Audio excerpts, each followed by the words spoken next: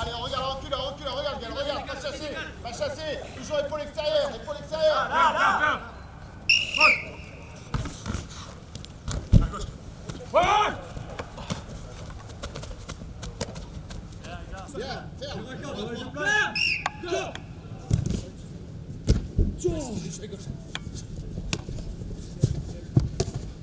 Pour nous, c'était le plus important, c'est s'adapter le plus vite pour pouvoir remettre de l'intensité très vite, parce que cette semaine, c'est la dernière semaine avant de pouvoir décharger sur la semaine de l'Argentine.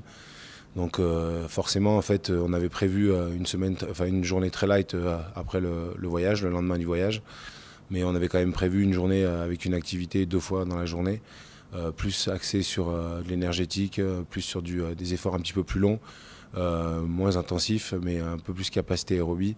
Donc ça nous permettait de remettre les métabolismes en route sur la journée. Et aujourd'hui, on a été sur une journée un petit peu plus élevée, moyenne, sur l'intensité, avec des efforts un petit peu plus explosifs et une intensité un peu plus élevée. Allez, chaud à gauche. Allez. Pas sur les attitudes, À droite.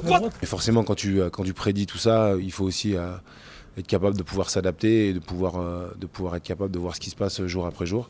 Parce que tu as des mecs qui sont capables de récupérer vite sur le décalage horaire et d'autres qui mettent un peu plus de temps. Alors ça va être par rapport à l'homogénéité collective que tu vas avoir. Et on se rend compte qu'aujourd'hui, à l'heure où on se parle, on a une homogénéité qui est assez intéressante dans le sens où tout le monde, quand même, à part quelques individus, ont réussi à s'adapter, à adapter leur horloge hormonale sur le Japon. Donc du coup, on a pu faire ce qu'on a voulu jusqu'à aujourd'hui et demain, on part pour une grosse journée.